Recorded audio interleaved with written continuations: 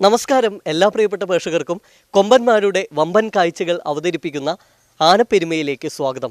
ഇന്ന് ഞങ്ങൾ ആനപ്പെരുമയിലൂടെ പരിചയപ്പെടുത്തുന്നത് ഗജവീരന്മാരിൽ മുമ്പനെയാണ്. കേരളത്തിൽ ഏറ്റവും കൂടുതൽ ആരാധകരുള്ള ആന, ഉത്സവ പറമ്പുകളിലെ താരം, അതുപോലെ തന്നെ ഗജകേസരികളിൽ മുമ്പനായവൻ. ഇത്രയും ഞാൻ പറഞ്ഞപ്പോൾ തന്നെ നിങ്ങൾക്ക് മനസ്സിലായി കാണും ആനയെ. സാക്ഷാൽ തെച്ചിക്കോട്ടുകാവ് രാമചന്ദ്രൻ.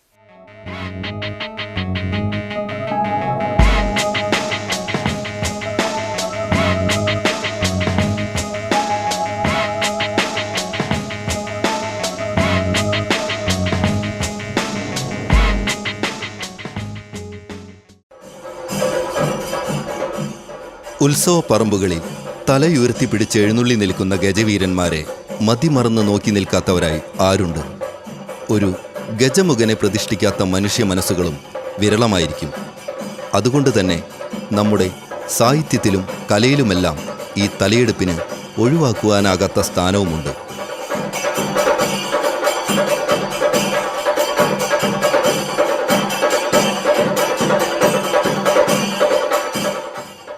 കരിവീരച്ചന്തത്തിൻ്റെ മതിവരാ കാഴ്ചകളും വർണ്ണനാതീതമായ വിശേഷങ്ങളുമായി എത്തുന്ന ആനപ്പെരുമയുടെ ഒരു പുതിയ അധ്യായത്തിനു കൂടി ഇവിടെ തുടക്കം കുറിക്കുകയായി. ഇന്ന് ഞങ്ങൾ ആനപ്പെരുമയിലൂടെ അവതരിപ്പിക്കുന്നത് യാതൊരുവിധ വിശേഷണങ്ങളും പരിചയപ്പെടുത്തലുകളും ആവശ്യമില്ലാത്ത ഒരു കരിവീരകേസരിയെയാണ്. മലയാള മണ്ണിലെ ഉത്സവ പറമ്പുകളിൽ മാത്രമല്ല, ലോകത്തിൻ്റെ നെറുകയിൽ തന്നെ സ്ഥാനമുള്ള സമാനതകളില്ലാത്ത ഉയരത്തമ്പുരാൻ തെച്ചിക്കോട്ടുകാവ് രാമചന്ദ്രൻ.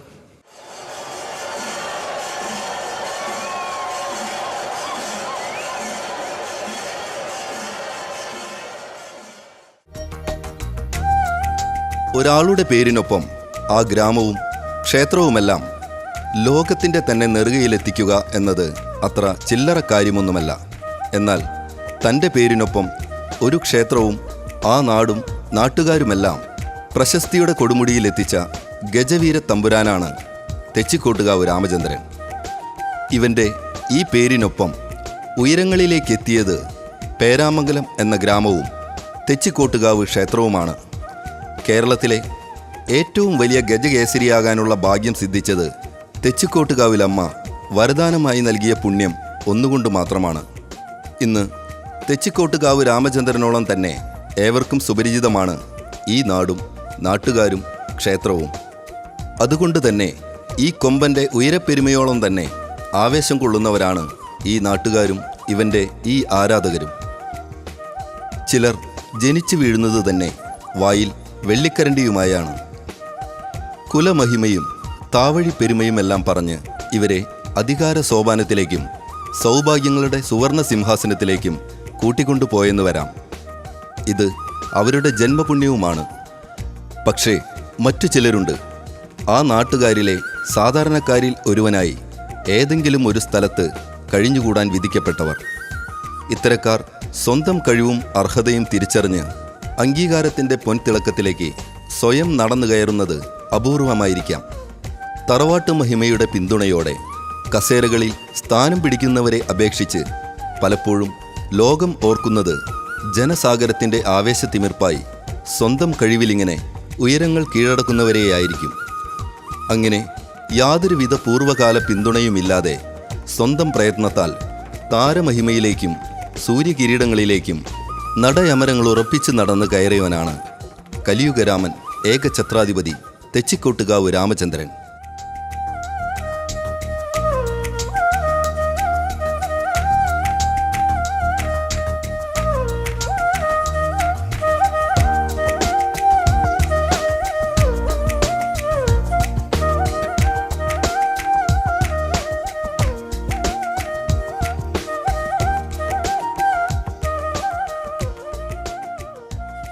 വർഷങ്ങൾക്ക് മുൻപ് പ്രദേശത്തെ ഒരു ചെറിയ ചായക്കടയിലുണ്ടായ വാതുവയ്പ്പാണ് രാമചന്ദ്രൻ്റെ ഈ ക്ഷേത്രത്തിലേക്കുള്ള വരവിന് വഴിയൊരുക്കിയത്. ചായ കുടിക്കുവാനെത്തിയ ഒരു ഗ്രാമവാസി ക്ഷേത്രത്തിലേക്ക് ഒരാനയെ വാങ്ങിക്കൂടെ എന്നൊരു ചോദ്യം ഉയർത്തുകയായിരുന്നു. ഇത് കേട്ടിരുന്നവർ ഇദ്ദേഹത്തോട് തിരിച്ചൊരു ചോദ്യമായിരുന്നു: താങ്കൾ ആദ്യം കുറച്ച് പണം തരികയാണെങ്കിൽ ആനയെ വാങ്ങുന്നതിനുള്ള പിരിവ് ഞങ്ങൾ ആരംഭിക്കുമെന്ന്. കേട്ട പാതി ഇയാൾ 500-ന്റെ ഒരു നോട്ടെടുത്ത് അമ്പലനടയിൽ പോയി സമർപ്പിക്കുകയായിരുന്നു. ഇതോടെയാണ് ക്ഷേത്രത്തിലേക്ക് ഒരു ആനയെ സ്വന്തമാക്കുന്നതിനുള്ള പിരിവ് ആരംഭിച്ചത്. ക്ഷേത്രത്തിന് സ്വന്തമായി ഒരാനയെന്ന സ്വപ്നവും പേറി നടക്കുന്ന നാട്ടുകാർ തങ്ങളുടെ നിത്യവൃത്തിക്ക് വെച്ചിരുന്ന പൈസ പോലും ആനപ്പിരിവിലേക്കായി നൽകുകയും ചെയ്തു. ഈ രാമന്റെ വളർച്ചയ്ക്കും അതുപോലെ തന്നെ പ്രശസ്തിക്കും പിന്നിൽ തട്ടകവാസികളാണോ ശരിക്കും? ഈ നാട്ടിലെ ജനങ്ങൾ ചെറിയ പിരിവും സാധാരണക്കാരായ ജനങ്ങൾ മുതൽ വലിയ ആളുകൾ വരെ ചെറിയ തുകകളും വലിയ തുകകളും സംഭാവന ചെയ്ത പൈസ ഉപയോഗിച്ചിട്ടാണ് ഈ ആനനെ വാങ്ങിയിട്ടുള്ളത്. അതിനുശേഷം ഓരോ കാലഘട്ടത്തിലും ഈ നാട്ടിലുള്ള ഓരോ വ്യക്തികളും പലതരത്തിലും സഹായിച്ചിട്ട് പല കമ്മിറ്റി മെമ്പർമാരായിരുന്ന ആളുകളുടെ സഹായം അവരുടെയൊക്കെ പ്രയത്നം കൊണ്ടാണ് ഈ ആന ഇത്രയായി മാറിയിട്ടുള്ളത്. ആനയെ വാങ്ങുന്നതിനുള്ള പണപ്പിരിവിനൊപ്പം ഇവർ ആനകൾക്കായുള്ള അന്വേഷണങ്ങളും ആരംഭിച്ചിരുന്നു. ക്ഷേത്രത്തിന് ഒരാന എന്ന നാട്ടുകാരുടെ സ്വപ്ന സാക്ഷാത്കാരത്തിനുള്ള ഫണ്ട് പിരിവും അന്വേഷണ കോലാഹലങ്ങളും തകൃതിയായി നടക്കുന്നതിനിടെയാണ് തൃശൂർ വെങ്കിടാതിരി അയ്യരുടെ കയ്യിലുള്ള ഗണേശൻ എന്ന ആനയെപ്പറ്റി കേൾക്കുന്നത്. കേട്ട പാതി കേൾക്കാത്ത പാതി നാട്ടുകാരിൽ ചിലർ തൃശൂർക്ക് വെച്ചുപിടിച്ചു. ഇതിനിടെ ചിലരെല്ലാം ആനയെക്കുറിച്ചൊന്ന് അന്വേഷിച്ചു.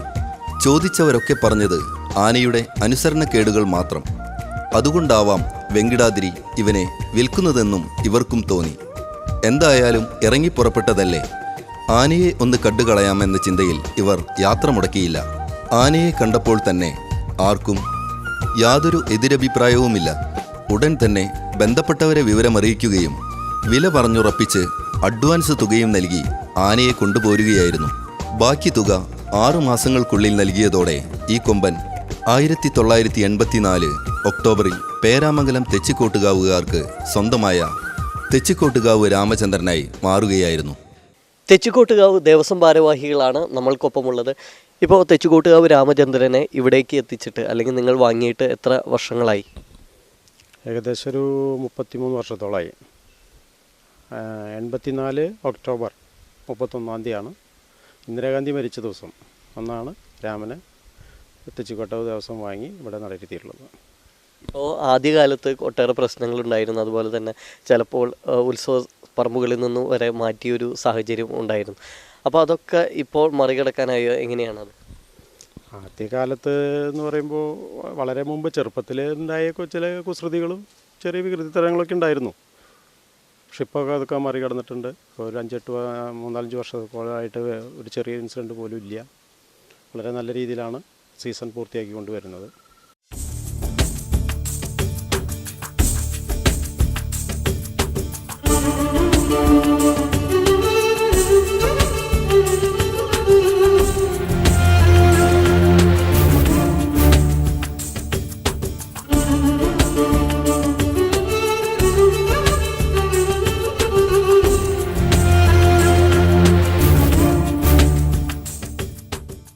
കൂട്ടാനക്കുത്തിൻ്റെ പേരിലും അതുപോലെ തന്നെ വഴക്കാളിയാണെന്ന് പറഞ്ഞുമൊക്കെ ഉത്സവ പറമ്പുകളിൽ നിന്ന് ഇവനെ മാറ്റി നിർത്തിയ ഒരു കാലമുണ്ടായിരുന്നു. പിന്നീട് തെച്ചിക്കോട്ടുകാവ് സന്നിധിയിലെത്തിയതോടെ തെച്ചിക്കോട്ടുകാവിലമ്മയുടെ ദാസനായി രാമൻ മാറി. പിന്നീട് അഭൂതപൂർവമായ വളർച്ചയായിരുന്നു രാമനിൽ പ്രകടമായത്. കേരളത്തിലെ ഏറ്റവും വലിയ ആനയായി മാറിയതിന് പിന്നാലെ ഏറ്റവും കൂടുതൽ ആരാധകരുള്ള ആനയായി രാമൻ മാറുകയും ചെയ്തു. എന്തായാലും തെച്ചിക്കോട്ടുകാവ് രാമചന്ദ്രനെ കുറിച്ച് പറഞ്ഞാൽ ഇവിടെയൊന്നും തീരില്ല. നമുക്കൊരു ചെറിയ ഇടവേള ആവശ്യമാണ്. ഇടവേളയ്ക്ക് ശേഷം രാമൻ്റെ കൂടുതൽ വിശേഷങ്ങൾ നമുക്ക് കണ്ടും കേട്ടും അറിയാം.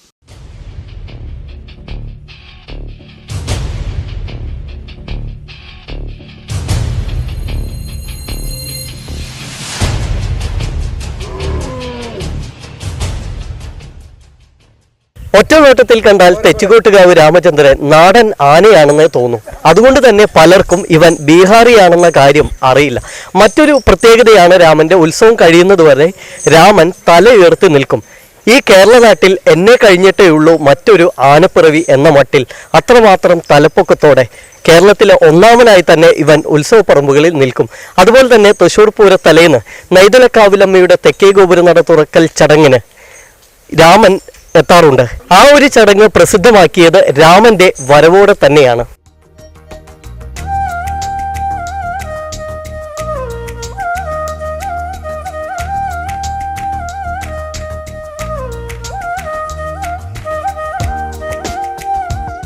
ബീഹാറിയായ മോട്ടിലാൽ എന്ന ആനയാണ് പിന്നീട് ഗണേശനായും ഇപ്പോൾ രാമചന്ദ്രനായും ഉത്സവപ്പറമ്പുകളിൽ നെടുനായകത്വം വഹിക്കുന്ന അഴകളവുകളുടെ മൂർത്തിഭാവമായി ജനഹൃദയങ്ങളിൽ ചേക്കേറിക്കൊണ്ട് ഗജവീരസുന്ദരന്മാരിലെ മെഗാസ്റ്റാറായി മാറിയതും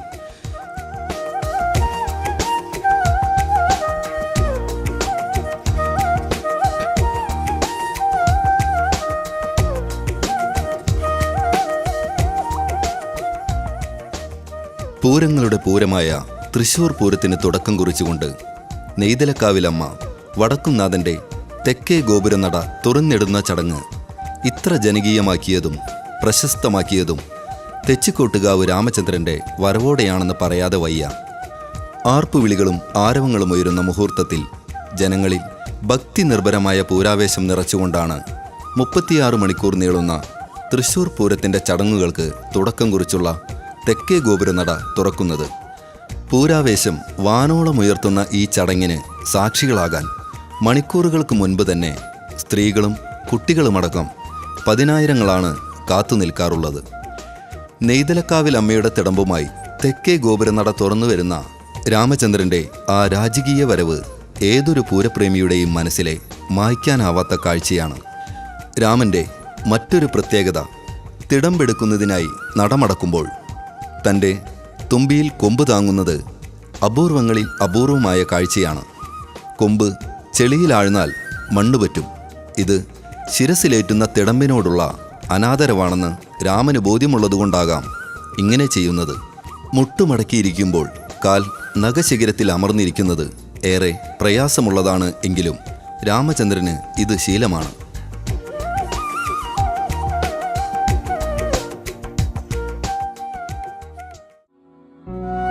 ഏതൊരാളുടെ ജീവിതത്തിലേക്കൊന്ന് തിരിഞ്ഞു നോക്കിയാലും കാണാം അവന് ഓർക്കാൻ ഇഷ്ടമില്ലാത്ത, മനസ്സിനെ കുത്തി നോവിക്കുന്ന, വേദനയുടെ തീച്ചുളകൾ ജ്വലിച്ചു നിൽക്കുന്ന ഒരു ഭൂതകാലം. രാമന്റെ കാര്യത്തിലും അത് മറിച്ചല്ല. കഴിഞ്ഞുപോയ കാലങ്ങളിൽ തൻ്റെ കുസൃതി തരങ്ങളുടെ ഫലമായി ഉണ്ടായ ചുരുക്കം ചില ചോരമണക്കുന്ന കഥകൾ ഈ കൊമ്പന്റെ മനസ്സിലെ മായ്ക്കാനാവാത്ത നോവായി ഇന്നും അവശേഷിക്കുന്നു.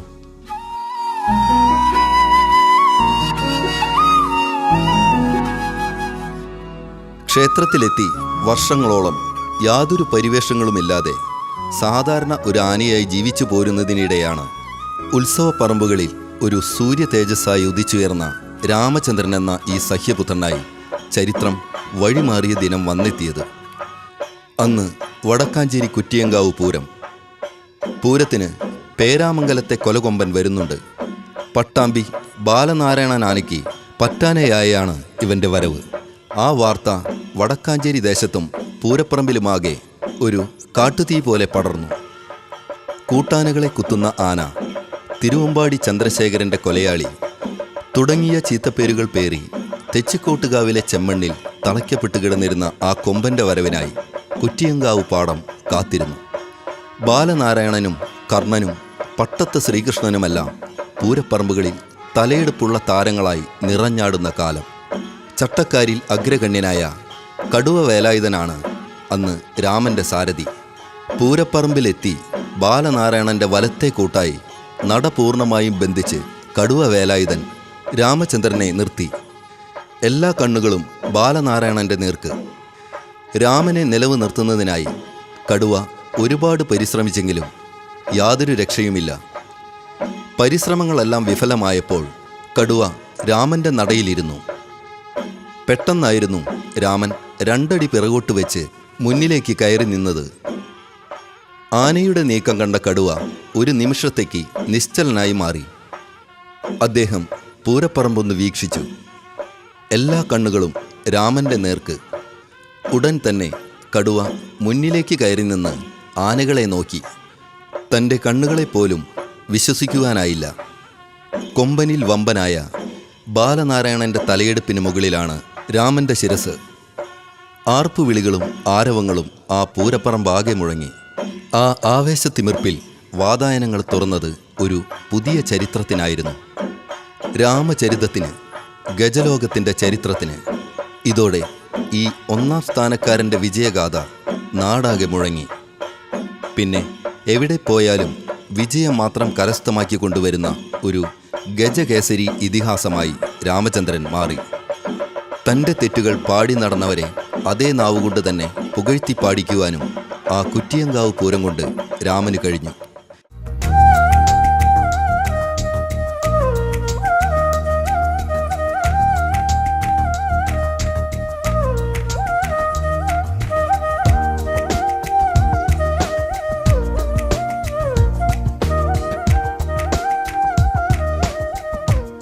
എല്ലാ ലക്ഷണ തികവുകളും ഒത്തിണങ്ങിയ ഈ ഗജശ്രേഷ്ഠന്റെ സൗന്ദര്യം വർണ്ണനാതീതമാണ്. എങ്കിലും ഇത്രയും ഉടൽനീളമുള്ള ഒരാന വേറെയുണ്ടോ എന്ന് തന്നെ സംശയമാണ്. അതുകൊണ്ട് തന്നെയാകാം ഏറ്റവും അധികം ആരാധകരുള്ള ആനപ്പിറവിയായി തെച്ചിക്കോട്ടുകാവ് രാമചന്ദ്രൻ എന്ന ഈ ഗജവീരൻ മാറിയതും. ആരാധകരുടെ കാര്യത്തിൽ മാത്രമല്ല, ഇവനെ തേടിയെത്തിയ അംഗീകാരങ്ങളുടെ പട്ടിക നോക്കുകയാണെങ്കിലും നമ്മൾ അതിശയിച്ചു പോകും. കലിയുഗരാമൻ, ഏകഛത്രാധിപതി, ത്രിലോക ഛത്രാധിപതി, ഏകഛത്രാധിപതി, ഗജരാജ ചക്രവർത്തി, ഗജലോകനാഥൻ, ഗജരാജശ്രേഷ്ഠൻ തുടങ്ങിയ പട്ടങ്ങൾ ഇതിൽ ചിലത് മാത്രം. കൂടാതെ രാമൻ ആർമി എന്ന ഒരു ഫാൻസ് അസോസിയേഷൻ വരെ ഇവനു വേണ്ടി പ്രവർത്തിക്കുന്നുണ്ട്. പിന്നെ നവമാധ്യമങ്ങളിലും രാമൻ്റെ പേരിൽ നിരവധി ഫേസ്ബുക്ക് പേജുകളും വാട്സപ്പ് ഗ്രൂപ്പുകളുമുണ്ട്. ആനകളിലെ സൂപ്പർ സ്റ്റാറായ തെച്ചുകോട്ടുകാവ് രാമചന്ദ്രൻ എവിടെ എത്തിയാലും ആരാധകർ പിന്നാലെ കൂടും. തട്ടകക്കാരും അതുപോലെ തന്നെ ആനപ്രേമികളും അത്രമാത്രമാണ് ഈ തെച്ചുകോട്ടുകാവ് രാമചന്ദ്രനെ സ്നേഹിക്കുന്നത്. ഇപ്പോൾ തട്ടകക്കാർ രാമനെ എത്രമാത്രം സ്നേഹിക്കുന്നുണ്ട്? നിങ്ങൾ എങ്ങനെയാണ് രാമനെ നോക്കി കാണുന്നത്? ആന വളരെ ചെറുപ്പത്തിൽ വന്നാണ് ഈ നാട്ടിൽ. ഇവിടെ വന്നതിന് ശേഷം പെട്ടെന്ന് ഉണ്ടായ വലിപ്പത്തിൻ്റെ പേരിൽ എല്ലാ പൂരപ്പറമ്പിൽ ചെല്ലുമ്പോഴും പ്രത്യേക ആനയ്ക്കുള്ള അഴകിൻ്റെയും ആനയുടെ നിൽപ്പിൻ്റെയും ഒക്കെയായി പ്രത്യേക പരിഗണന എന്നും കിട്ടാറുണ്ട് ആനയ്ക്ക്. ഇപ്പോൾ പ്രത്യേകിച്ചും പഴയ കാലത്ത് ഗുരുവായൂർ കേശവൻ ഉണ്ടായിരുന്ന പോലെ തന്നെ ഇപ്പോൾ തെച്ചിക്കോട്ടുകാവ് രാമേന്ദ്രനാണ് എവിടെയും സ്ഥാനം.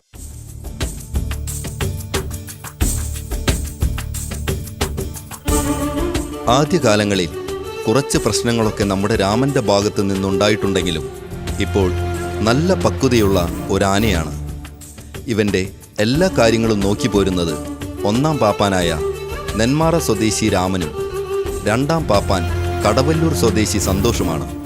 ഇപ്പോൾ ആനയെ അത്രമാത്രം അടുത്തറിയുന്ന ഒരാൾ മുൻ പാപ്പാനായിരുന്നു. അപ്പോൾ ആനയുടെ സ്വഭാവങ്ങളെ പറ്റി പറയുകയാണെങ്കിൽ എങ്ങനെയാണ്? ഞാൻ ഈ ആനപ്പണി തുടങ്ങിയിട്ട് 40 വർഷമായി, 40 വർഷമായി. അന്നോട്ട് ഈ ആനയെ കാണൽ തുടങ്ങിയിട്ടില്ല. അന്നോട്ട് ഈ ആന വണ്ണമാനം പൂരങ്ങളും പൂരപ്പറമ്പുകളും എത്തിയിട്ടുള്ളതാണ്. അതിലിടയ്ക്ക് ഇപ്പോൾ ചെറിയ കുസൃതികളൊക്കെ ഉണ്ടാക്കും. അതൊക്കെ സാധാരണ എല്ലാ ആനകളും പതിവാണ്. അപ്പോൾ ഈ ആനയ്ക്ക് മാത്രമായിട്ട് ഇപ്പോൾ പുതിയൊരു 2, 3, 4, 5 കൊല്ലം വെച്ചിട്ട്, കാരണം വെച്ചാൽ ഈ ആന കേരളത്തിലൊരു വലിയ ആനയാണ് എന്നുള്ളൊരു ധാരണ വെച്ചിട്ട് പലവരും അതിന് എതിർപ്പുള്ളവരും ഉണ്ട്. പിന്നെ ഒറ്റക്കണ്ണാണെന്നുള്ളൊരു വിഷയം വേറെ വരുന്നുണ്ട്. പല ഇവിടെ തന്നെ എൻ്റെ അറിവിൽ തന്നെ ഒരു 10-30 ആനകൾ ഒറ്റക്കണ്ണുള്ളതുണ്ട്. പല ആനകളും വിഷയം ഉണ്ടാക്കുന്നുണ്ട്. പക്ഷേ രാമൻ മാത്രം ചെറുതായിട്ട് എന്തെങ്കിലും വിഷയം ഉണ്ടായി അത് പരസ്യമായിട്ട് വരുന്നത് ഒരു രംഗത്തേക്ക് എത്തുന്നുണ്ട്.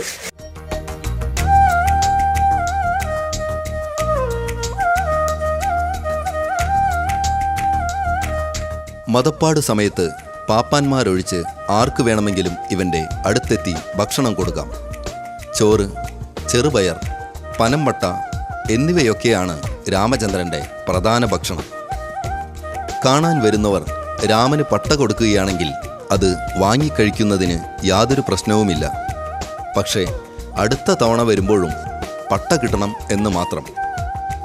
പട്ട കൊടുത്തയാൾ വരുന്നത് കണ്ടാൽ മാത്രം മതി. കഴിക്കുന്ന പട്ട നിലത്തിട്ട് പുതിയ പട്ട കിട്ടുന്നതും കാത്തു നിൽക്കുന്ന സ്വഭാവവും രാമനുണ്ട്.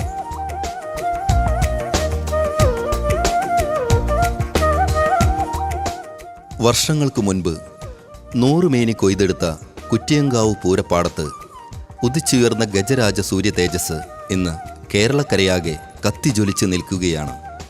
താരോദയം മുതൽ ഈ നേരം വരെ അണിഞ്ഞ പട്ടങ്ങളും ഇവൻ്റെ ശിരസിലേറിയ ദൈവങ്ങളും വർണ്ണനാതീതമാണ്.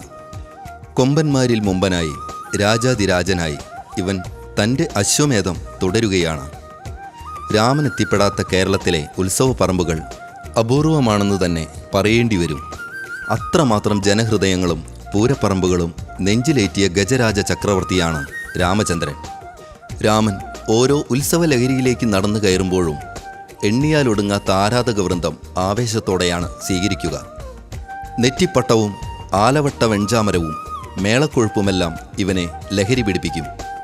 പൊൻതിടമ്പ് ശിരസിലേറിയാൽ പിന്നെ ആ ലഹരിയിൽ സ്വയം അലിഞ്ഞ് രാമൻ തൻ്റെ ഉയരത്തേക്കാൾ ഒരു പടി കൂടി തലയെടുപ്പോടെ നിലകൊള്ളുന്ന കാഴ്ചയും ആരെയും ആവേശത്തിൻ്റെ കൊടുമുടി കയറ്റും. കൂട്ടുകൂടുന്ന മനവും പോർ വിളിക്കുന്ന എതിരാളിയെയും ഒരുപോലെ കൂടെ കൂട്ടിയാണ് രാമരാജാവിൻ്റെ പ്രയാണം. രാമരാജ്യത്തിൻ്റെ അതിർവരമ്പും രാമപ്രജകളുടെ എണ്ണവും ഇന്ന് സാഗരം പോലെ അനന്തമാണ്. അവരോടൊപ്പം ഈ തേരോട്ട വീതിയിൽ തലയുയർത്തി പിടിച്ചുകൊണ്ട് തന്നെ തെച്ചിക്കോട്ടുകാവ് രാമചന്ദ്രൻ എന്ന ഈ ഗജവീരകേസരി ഹർഷാരവങ്ങളോടെ നടന്നു കയറുകയാണ് ഇനിയും വിജയഗാഥകൾ രചിക്കുവാൻ. അഴകിലും തലയെടുപ്പിലും മസ്തക ഉയർത്തിയിലുമെല്ലാം വമ്പനായ തെച്ചിക്കോട്ടുകാവ് രാമചന്ദ്രന്റെ കഥ സിനിമാ സ്റ്റൈലിനെ വെല്ലുന്നതാണ്. ചെങ്ങല്ലൂർ രംഗനാഥനും ഗുരുവായൂർ കേശവനുമൊക്കെ തലയെടുപ്പോടെ വാണകാലം ഉണ്ടായിരുന്നു പണ്ട്. ഇന്ന് രാമചന്ദ്രന്റെ കാലമാണ്. രാമൻ ജൈത്രയാത്ര തുടരുകയുമാണ്. ഇതോടെ ആനപ്പെരുമയുടെ ഒരു അധ്യായം ഇവിടെ സമാപിക്കുകയാണ്. അടുത്ത എപ്പിസോഡിൽ മറ്റൊരു ആനവിശേഷവുമായി നമുക്ക് കണ്ടുമുട്ടാം. നന്ദി, നമസ്കാരം, ഗുഡ് ബൈ.